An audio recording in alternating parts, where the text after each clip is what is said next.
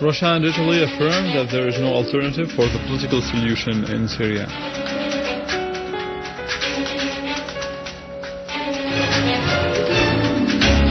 The Syrian army carries out a series of operations against gatherings of terrorists in various areas, inflicting heavy losses upon them.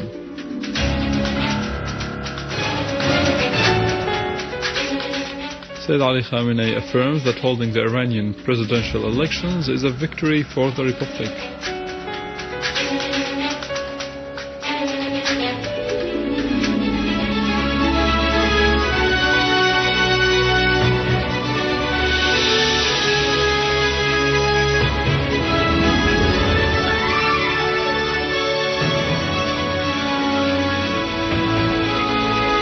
Good afternoon, this is news in English from the Syrian Arab television in Damascus. Russian Foreign Minister Sergei Lavrov said that Russia and Italy affirmed that there is no alternative for the political solution in Syria. Lavrov's remarks came during a press conference he held with Italian counterpart Emma Bonino in Moscow. He expressed Moscow's concerns about the repetition of the Iraqi scenario in Syria under the pretext of using chemical weapons, referring that Russia's European partners did not show any concern over al-Nusra Front's possession of sarin gas. In turn, the Italian Foreign Minister stressed the necessity of launching the forthcoming conference about Syria, scheduled to be held in Geneva depending on the outcome of the previous conferences.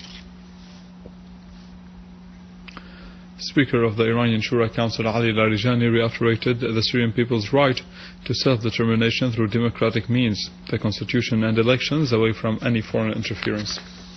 Larijani said in an interview with Al Mayadeen channel that states taking part in the war on Syria aimed at striking the resistance movement which stand against Zionism and US schemes. Larijani added that those schemes aim at fragmenting the region and plundering its resources, referring that the United States does not want to find a solution to the crisis in Syria. Instead, it wishes to provide the opposition with weapons and continue creating crisis to destabilize the region. Larijani noted that the Israeli aggression on Syria has shown that it is not a democracy issue, but weakening Syria and its support for the resistance in face of the Israeli entity. Chechen President Ramadan Kadyrov affirmed that what is going on in Syria is not jihad, but a campaign plotted by foreign powers to overthrow the government, destroy the country and liquidate its armed forces.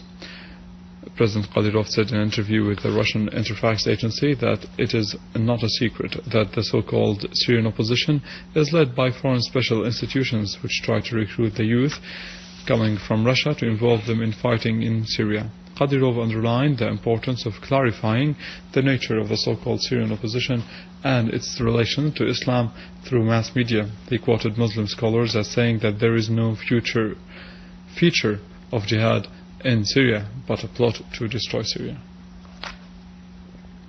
Advisor of the Egyptian President of Foreign Affairs, Khaled al-Qazzaz, said that the Egyptians who want to go to Syria for jihad are free and they will not be put to trial after their return. He added that the Egyptian government would not punish its people for other countries, stressing that those individuals do not constitute a threat for Egypt after their return. Al-Qazzaz's statement came following calls launched by some sheikhs on Egyptians and Muslims to join terrorist gangs in Syria under the so-called slogan of jihad.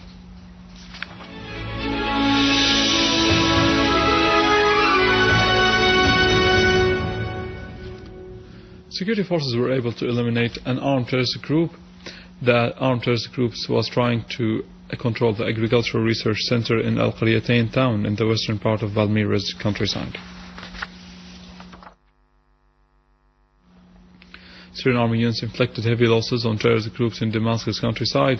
An official source said that terrorist groups' hideouts were targeted in the villages of Al-Ahmadiyya and Al-Khamisiyya in eastern Ghouta, killing many terrorists, including sniper Abu al-Walid, who used to target passengers on Damascus-Homs international highway. A den for terrorists was also destroyed near At-Tal-Kurdi in a Rihan area, where a number of terrorists were killed or wounded. In Daraya, army units continue their operations in various areas, killing several terrorists. In related context, terrorist gatherings in Khan al-Sheikh farms were targeted, where a number of terrorists were killed. A terrorist hideout was also destroyed in one of the farms of Mashara village in Al-Qunaytira. A number of terrorists were killed and wounded. Syrian military units carried out a series of operations against gatherings of terrorists in Dalla and its countryside. A military source said that a unit of the army targeted armed terrorist groups in the national hospital surroundings, killing a number of terrorists and injuring many others. Among them was Ziyad Ahmad al-Rashid al-Masalmi. In the city of Al-Ahrak, another army unit hit a den of terrorists, killing several gunmen and destroying their criminal equipment. The source added that an army unit pursued terrorists in Al-Mzarib and Al-Naimi villages, killing many terrorists. Among them were Muhammad Ali al-Ribdawi and Zakaria al-Aboud.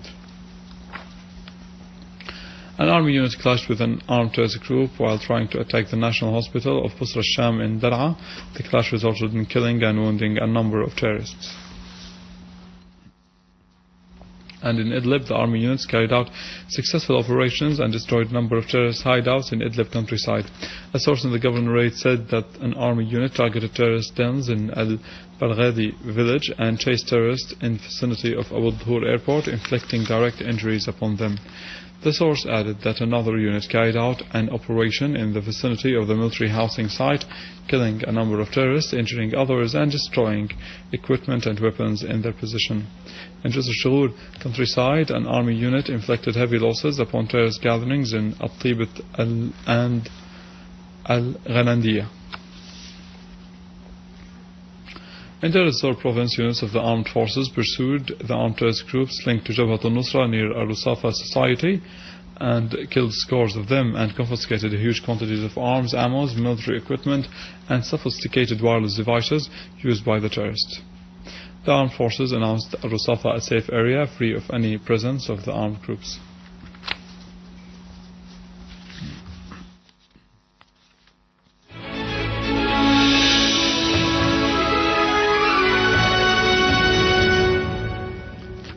The Supreme Leader of the Islamic Republic in Iran, Sayyid Ali Khamenei, affirmed that holding the presidential elections in Iran is a victory for the Republic in the country.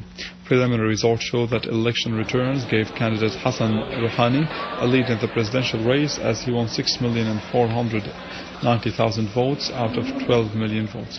Some 50 million Iranians took part in the presidential elections, which witnessed a high turnout. Protesters staging a sit-in in Gezi Garden said that they would go on with their movement that has started 2 weeks ago in Taksim Square in Istanbul in unprecedented popular protest in Turkey since 2002. Taksim's Solidarity Coordination Commission announced in a statement released today via the internet that it would go on to combat injustice in the country and that this would be just the beginning. Moreover, hundreds of protesters sitting in Gezi Garden demanded the release of protesters who had been detained by the Turkish police during the demonstration, which witnessed the killing of 4 of them and wounding of 7,500 others. The protesters considered the Justice and Development Party has lost legitimacy in the eyes of the domestic and international media due to its harsh practices against protesters, which triggered resistance in Taksim Square.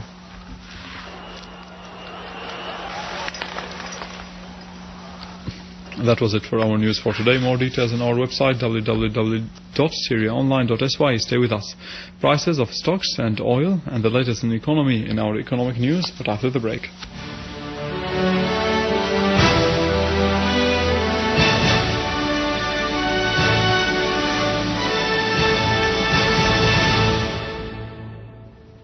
Ladies and gentlemen, good afternoon.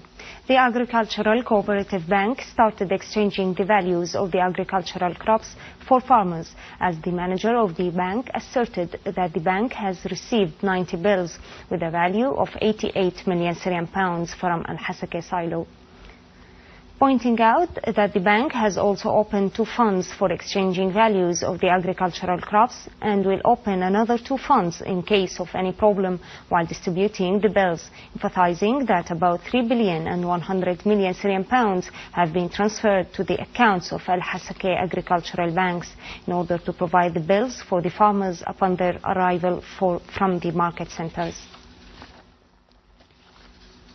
The International Monetary Fund criticized the financial policies followed by the U.S., stressing that the austerity program caused a decline in the economic growth of the U.S. due to the increasing taxes in addition to the random Federal Reserve spending cuts, as the IMF warned from danger dangers threatening the U.S. economic growth, calling the U.S. to cancel the decided cuts in its budget due to their impacts on the economic growth.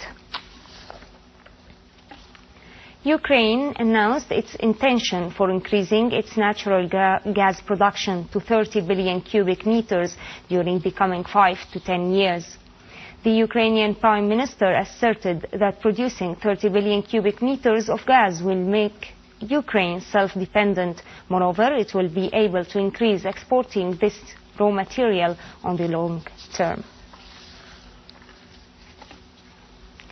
Futures of the Brent crude were higher than $105 per barrel due to concerns about the crisis in Syria in light of the weak US dollar, while investors are afraid that the crisis may extend to reach other countries and involve the oil-producing area in this conflict.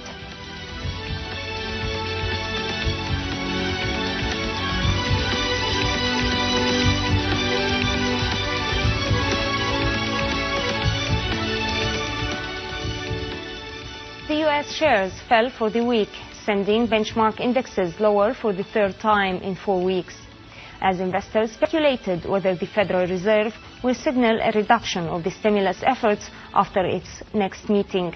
On the other hand, the European shares closed high, supported by weak U.S. economic data, whereas the Nikkei index rose 1.9%, retrieving losses of the previous session.